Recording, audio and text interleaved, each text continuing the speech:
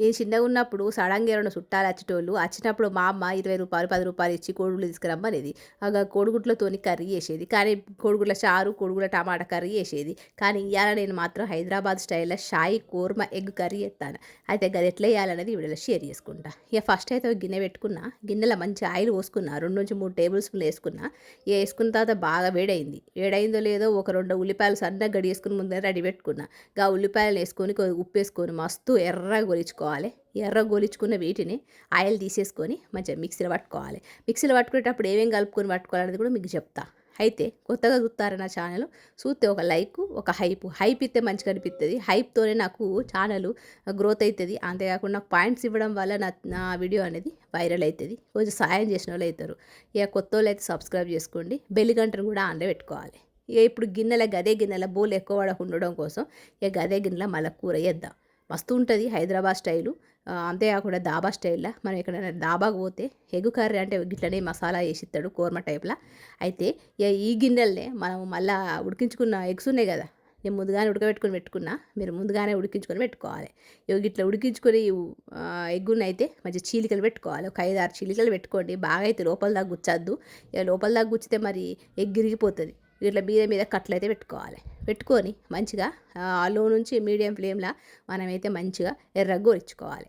ఇట్లా ఉప్పు కారాలు కావాలంటే వేసుకోండి. ఇక నేను ఉప్పు కారం అయితే వేసుకుంటలేను, ఉట్టిగానే గోరించుకుంటానా. ఈ విధంగా గోరించుకొని మనమైతే పక్కన పెట్టేసుకోవాలి. చిన్నగున్నప్పుడు కోడిగుడ్లతోని చారు, కోడిగుడ్ల టమాటా, కోడిగుడ్డు కొట్టి కోసుడు గివే చేసేటోళ్ళం. ఇక ఇప్పుడైతే మొత్తం రకరకాల వంటలు చేస్తాను కదా, రకరకాల ఆలోచనలు, రకరకాల వంటలు. అయితే ఈ వంట అయితే చేస్తాను. ఇక అదే గిన్నెల ఎగ్గులు అయితే తీసుకొని పక్కన పెట్టుకున్నా. ఇక మళ్ళీ అదే గిన్నెల మసాలాలు వేసుకున్నా. ఇక మసాలాలు మంచిగా ఫ్రై అయిన తర్వాత ఫ్రెష్ అల్లం వెల్లుల్లి పేస్ట్ వేసుకుంటాను. ఇట్లా వేసుకొని మంచిగా కలుపుకోవాలి. ఇంట్లోనే మనము ముందుగానే ప్యూరీ వేసుకున్నాం. టమాటాలు ఒక 4-5 టమాటాలు తీసుకొని మంచిగా మిక్సీ పట్టుకున్నా, మెత్త మిక్సీ పట్టుకున్నా. ప్యూరీ అయితే వేసుకుంటాను. వీడికి సరిపడ ఉప్పు కారాలు వేసుకుందాం. 2 టేబుల్ స్పూన్ల కారం వేసుకున్నా, 1 చెంచా పసుపు వేసుకున్నా, 2 చెంచాల ధనియాల పౌడర్ వేసుకున్నా, దాంతోపాటు జీలకర్ర పౌడర్ వేసుకున్నా. వేసుకొని ఉప్పు వేసుకున్నా. వీడికి సరిపడ ఉప్పు కారాలు వేసుకొని మంచిగా కలుపుకోవాలి. ఇవి కలుపుకోవాలి. ఎట్లా కలుపుకోవాలంటే మంచిగా కలుపుకొని ఆయిల్ అంతా మీదికి రావాలి. అంటే ఇక టమాటాల పచ్చి పచ్చి వాసన పోయే వరకు మంచిగా గొలుచుకోవాలి. ఇట్లా మంచిగా కలుపుకొని ఒక 2-3 నిమిషాలు మూత పెట్టుకోవాలి. పెట్టుకున్నామో లేదో ఒక 2-3 నిమిషాల తర్వాత ఆయిల్ అయితే మీదికి వస్తుంది.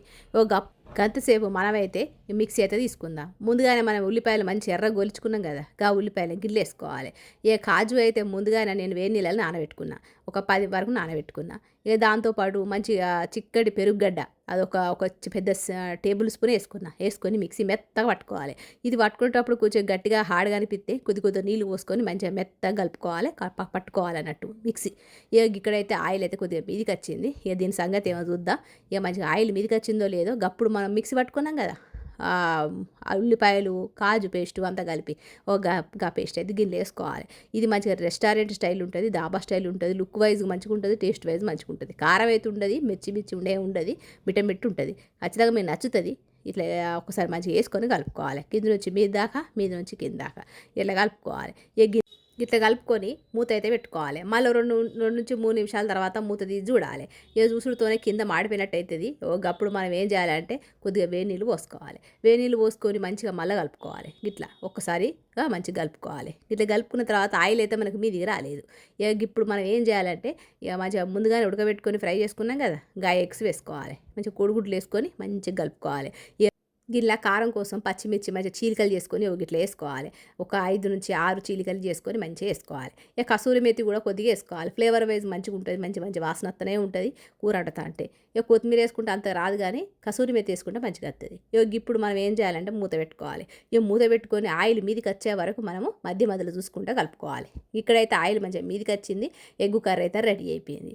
గిట్లా మనం పులికాలు, నాన్ రోటీలు, తందూరి రోటీలు, దాంతోపాటు చపాతీలు, మంచిగా పూరీలు, వీటన్నిటితో అన్నం వేడివేడి అప్పుడే ఆడిన అన్నంలో వేసుకొని ఎగ్ వేసుకొని మంచిగా గ్రేవీ కలుపుకొని తింటా అంటే ఉంటుంది.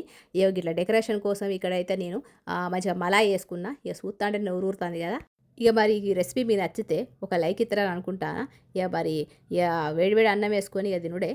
మరి ఉంటా, మరి నచ్చిందంటే ఒక లైకు, ఒక హైపు ఉంటా. మరి నమస్తే, సెలవు.